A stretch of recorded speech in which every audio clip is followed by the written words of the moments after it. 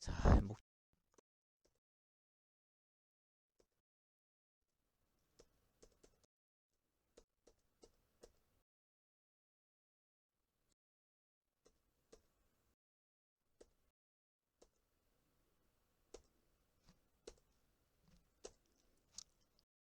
이 교시를 시작을 하겠습니다. 2교시 11월 19일 2교시 수업을 시작을 하겠습니다. 자, 우리가 금융투자 상품을 투자하는 과정을 보면은 자, 1. 방문 목적상 일반 투자가와 전문 투자가의 구분이라고 되어 있습니다. 자, 우리 자본시장법에서는 그 기관 투자가라는 용어 대신에 전문 투자가라는 과 일반 투자가는 엄격히 그 구분을 하고 있습니다. 그리고 투자 권유 희망 여부도 파악하는데 투자 권유 비희망 시에는 투자 권유 불론 확인서를 작성하고 후속 금융 상품을 판매 절차를 진행을 합니다. 투자 권유 희망 시에는 투자자 정보를 파악하고 투자 권유 절차에 따라 가지고 설명 의무가 있고 관련 서류의 교부 등의 여러 가지 절차를 밟게 되는 겁니다. 이 때문에 자, 지금은 우리가 금융투자회사 즉 증권회사에 가서 계좌를 오픈할 때 많은 시간 동안에 온갖 것을 다 물어보고 소위 여러 가지 따지면서 투자를 자, 그래서 정권 투자 경험이 점없는 고객에 대한 과다 1인 매매에 대한 손해배상 책임 이런 것도 하나의 우리 교과서에 나와 있기 때문에 참고를 했으면 좋겠습니다. 정권 투자 경험이 전혀 없는 고객에 대한 과다 1인 매매 손해배상 책임에 대해서는 금융감독당국에서 여러가지 사례가 있습니다. 부터 주식 투자에 대해서 다시 한번 리뷰를 해볼까 합니다. 그 이전에 우리 교과서 우리 85페이지 보면은 표준 투자 권유 준칙이라는 게 있기 때문에 금융 상품을 판매하는 금융회사 입장에서는 이거 지켜야 할 준칙이 있기 때문에 요 우리 교과서 86페이지에 이와 같은 거를 우리가 잘 참고를 해야 하는 겁니다. 그리고 87페이지 오면은 나는 어떤 투자가인가에 대해서 투자 성향을 다 증권회사에서는 다 점검을 해야 되는 겁니다. 이런 걸 다 물어보고 난 후에 이 사람이 안정추구형 투자가인지 위험 중립형 투자가인지 적극 투자가인지에 대해서 따져가면서 우리가 투자 권유를 해야 되는 겁니다. 그래서 우리 이거 알아야 될 거는 표준 투자 권유 준칙이라는 것이 있다는 것을 알아보고 그 본인이 어떤 투자자인지도 살펴보고 나서 최종적으로 이 사람의 투자 성향을 우리가 파악을 해서 금융투자회사에서는 투자 권유를 해야 되는 겁니다. 자, 그 다음에 우리 주식의 개념을 한번 살펴보겠습니다. 우리가 정권투자 이해라는 교과서에서도 한번 공부를 쭉 했겠지만 다시 한번 보면 주식이라는 것은 주식회사가 발행한 출자 증권을 얘기합니다. 주식회사가 발행한 출자 증권을 주식이라고 그렇게 설명을 할 수가 있습니다. 자, 그러면 주식에는 크게 나누면은 보통주와 우선주로 그렇게 나눌 수가 있습니다. 보통주와 우선주로 나눌 수가 있습니다. 자, 그러면은 보통주는 이익에 대한 배당 청구권도 있고 잔여재산에 대해서 분배 청구권도 갖고 있고 신주 인수권 등을 갖고 있는 자의권을 갖고 있는가 하면은 공익권으로서는 주주총회에 가서 의결권을 행사할 수 있고 회계장부 열람 청구권도 갖고 있고 이사해임 요건도 갖고 있고 주주총회 소집 요구권도 갖고 있습니다. 일반적으로 주식이라고 할 때는 보통주를 말한다고 그렇게 보면 되는 겁니다.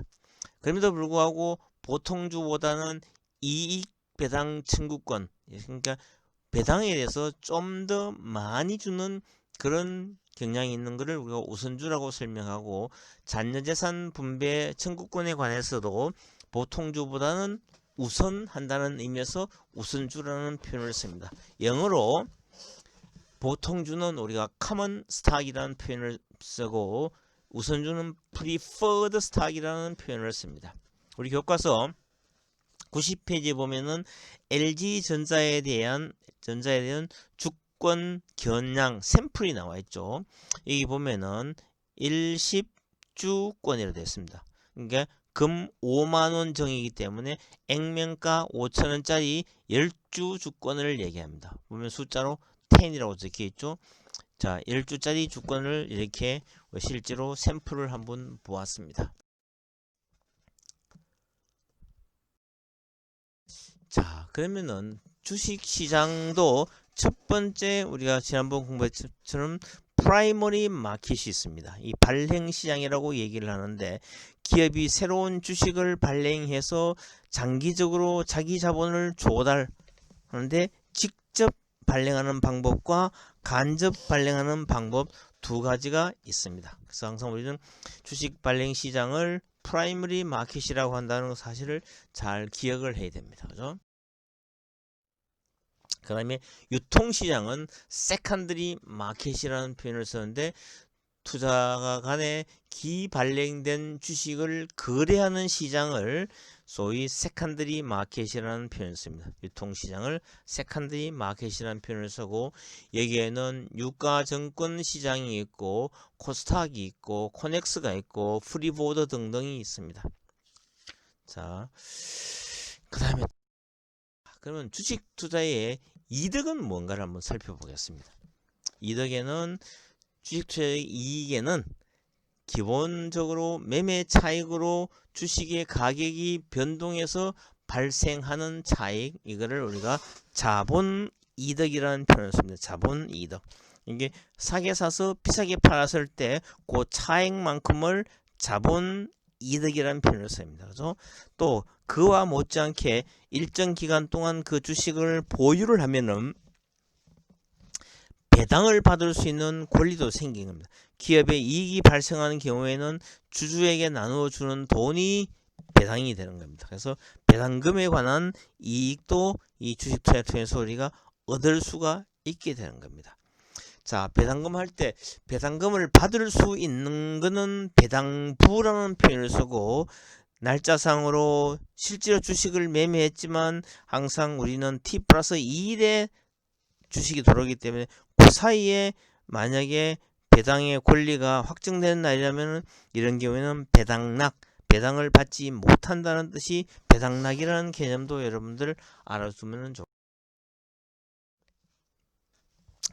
자, 그리고 자, 대형주, 중소형주를 한번 보겠습니다. 대형주는 시가총액이 아주 큰 주식을 대형주라는 표현을 씁니다. 시가총액이라는 개념은 현재 주식의 가격 곱하기 그 발행 주식 수를 곱하면 나오는 겁니다. 시가총액 순수로 1위부터 100위 기업의 주식을 우리가 대형주라고 설명을 할 수 있습니다. 대기업의 주식일 확률이 높고 거래 규모가 크므로 비교적 안정적인 투자 가능성이 있습니다. 그 다음에 중소형주는 시가총액이 101위 이하의 기업을 이야기한다고 볼 수 있는데, 기업 규모가 작고 경제나 경기 변동에 따라 가격의 등락폭이 큰 경우가 많습니다. 투자 위험이 상대적으로 크지만 수익의 기여 또한 큰 경향이 있습니다. 자, 가치주, 배당주라는 개념을 한번 살펴보겠습니다. 가치주는 현재 주식의 가격이 높지는 아니라 앞으로 가격이 오를 거로 예상되는 주식을 우리가 가치주라는 표현을 쓰고, 여러 기업의 공시자료를 통해서 가치주인지 여부를 판단을 할 수 있는 겁니다. 배당주는 기업의 이익이 발생했을 때 이를 재투자하기보다는 주주들에게 배당금의 형태로 배분하는 비율이 높은 주식입니다. 주식의 매매 차익을 노리기보다는 주식을 보유하면서 정기적으로 주식을 얻으려는 투자가들이 선호합니다. 그럼 어떤 주식이 배당주냐? 매년 일정 수익의 일정 퍼센티지를 배당을 하는 거 보면은 배당 성량이라는 게 매년 정해집니다. 그래서 항상 이 기업은 당기 순이익의 10%를 배당한다. 그럼 꾸준히 원래 만약에 100억이 순이익이 생기면 10% 같으면 10억은 배당금으로 나가기 때문에 그런 역사적인 데이터를 보면은 알 수가 있습니다.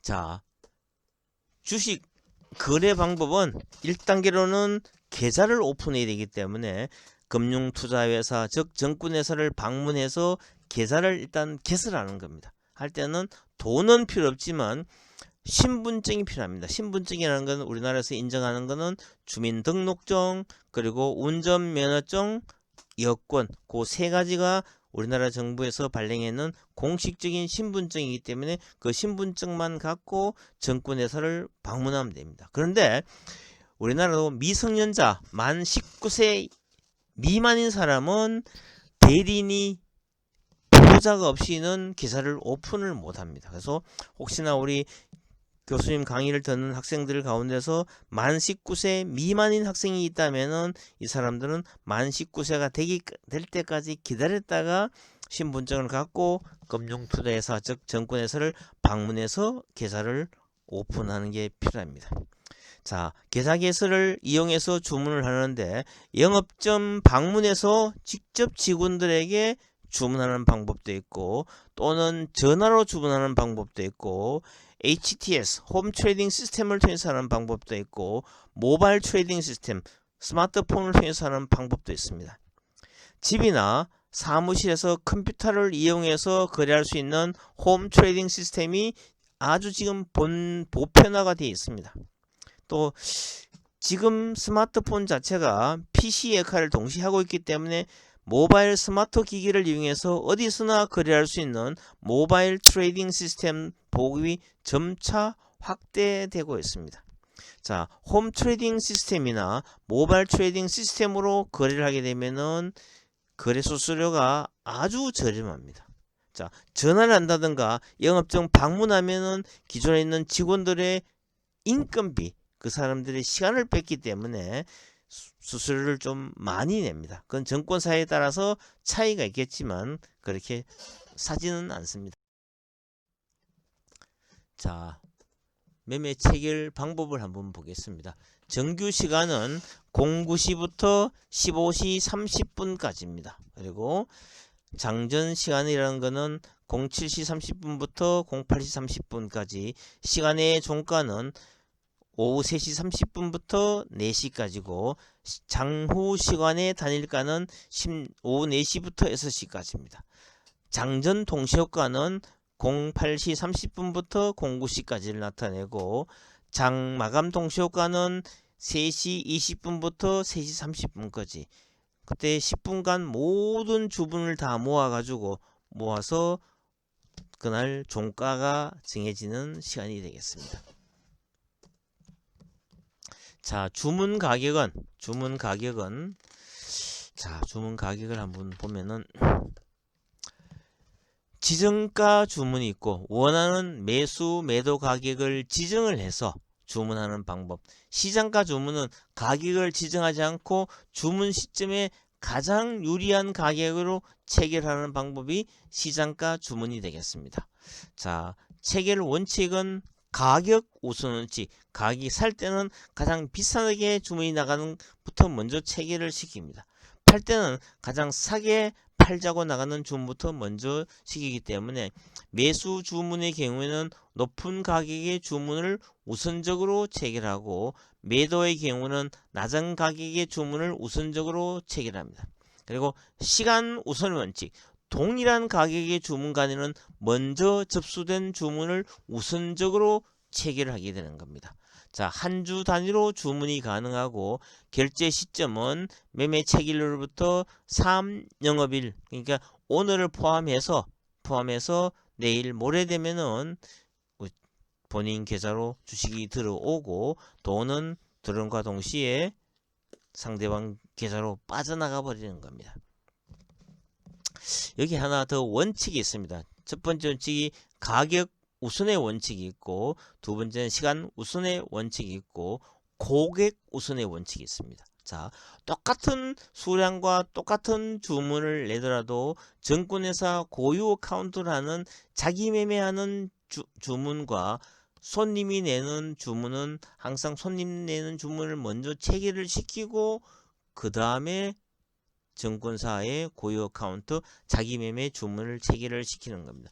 그러나 가격이나 시간이 빠르면은 그거는 가격 우선의 원칙, 시간의 우선 원칙을 적용하고, 가격이 똑같은 경우는 똑같은 시간에 주문이 들어갔다고 생각하면은 항상 고객 주문부터 우선 처리하는 그런 원칙을 갖고 있습니다. 다음 서술이 맞는지 판단을 해보세요. 뭐해? 나 완전 대박. 저번에 내가 투자한 바이오주 오늘 42% 올랐어? 이거는 자, 하루에 주식시장의 등락폭이 맥시멈 올라봐야 30%밖에 안 되기 때문에 이거는 참, 자, 둘째, 헐 대박 짱이지. 그런데 그렇게 많이 오르면은 세금 엄청 내는 거 아니야? 국내 주식은 매매 차익 나도 세금 안 내는 거 모르냐? 진짜 대박. 이렇게 나옵니다. 그죠? 자, 이거는 하루의 등락폭이 30%이기 때문에 틀렸고, 자, 지금은 주식의 매매 차익에 대해서는 비과세입니다. 과세 대상이 아니기 때문에.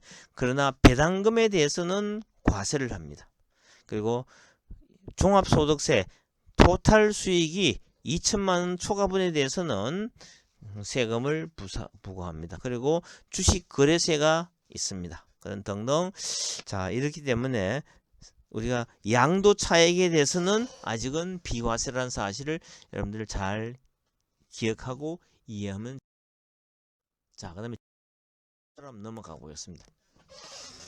채권 투자라는 개념은 정부나 공공기관, 특수법인 등과 같이 주식회사의 형태를 갖춘 기업이 비교적 거액의 장기 자금을 일시에 다량으로 조달하기 위해서 발행하는 일종의 차용 정서입니다. 차용 정서.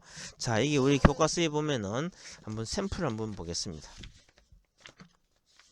교과서에는 샘플이 없는데 우리 슬라이드에 보면은 대한민국 정부에서 제1종 국민주택 채권이 있고 30만원짜리가 있고, 여기는 삼성전자가 발행했는 회사채가 있는데, 자, 100만원 채권이 있습니다. 그래서 이와 같은 우리 채권을 우리가 샘플로 보고 있습니다. 대한민국 정부에서도 채권을 발행하고 기업체에서도 회사채를 발행합니다. 그러나 현재 삼성전자에서는 최근에는 회사채를 발행한 적이 전혀 없습니다. 왜냐하면 삼성전자는 100조 이상의 현금을 갖고 있는 회사이기 때문에 자금을 조달할 필요성을 전혀 느끼지 못하기 때문에 삼성전자라는 회사는 채권을 발행을 한 적이 없다. 이거는 1990년대에 발행했는 샘플로 우리한테 보여주는 겁니다. 자, 채권이라는 것은 만기가 정해져 있습니다. 그리고 정기적인 이자 지급을 하고 만기 시점에 표시된 액면가를 상환하는 것이 일반적입니다.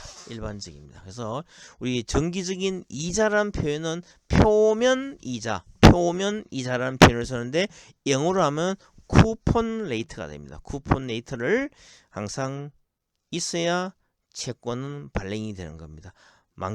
채권 만기가 3년, 뭐 이렇게 4년, 5년, 우리 그 증권 투자 이해 공부하면서 공부했는 거 보면은 우리나라의 국고채가 만기가 50년짜리가 있었죠. 그리고 우리나라에서 가장 만기가 긴 채권은 한국전력 캡코에서 발행했는 99년짜리 채권도 있었습니다. 지금은 한참 만기가 좀 지나서 99년보다는 짧게 남았지만 그래도 99년짜리 채권도 있었다는 사실을 여러분들 이해를 하면 좋겠습니다. 자, 채권의 가치를 한번 보겠습니다. 채권의 가치는 금리 변동에 아주 민감합니다. 금리가 오르면은 채권의 가치든 채권의 가격은 어떻게 될까요? 내려갑니다. 내려갑니다. 항상 금리와 채권 가격은 반대 방향, 역방향으로 움직이기 때문에 그런 겁니다. 자, 이거는 우리가 지난 정권 투자 이해 공부하면서 채권 공부를 많이 했기 때문에 큰 문제가 없는 겁니다. 자, 내가 투자한 채권이 1000만원짜리고 만기가 3년이고 이자가 2%짜리라고 가정하는데 이 금리가 올라가면은 자, 앞으로 판매될 채권은 1000만원짜리에 만기 3년, 이자는 연 4%가 되죠. 그죠? 자, 이와 같은 경우에 금리가 올라가면은 수익률 자체가 올라가 버리기 때문에 채권 가격은 떨어져야 되는 상황이 생기는 겁니다. 자, 채권 투자의 이익을 보면은 여기는 수익성이 있습니다. 그리고 안정성이 있고 유동성이 있는데 각각을 살펴보면은 이자 소득이 발생합니다. 발생 시에 정해진 이율에 따라서 이자를 지급받는 것이고, 자본 소득은 채권의 유동 가격이 변동되면서 발생될 수 있는 시세 차익이나 또는 차손이 발생될 수 있는 겁니다. 안정성이라는 개념은 정부나 공공단체, 금융회사 및 주식회사 등에 의해서 발행이 되는데, 발행기관의 신용등급 평가 등에 의해서 정보 공개가 이루어져 비교적 안정성이 높은 경우입니다.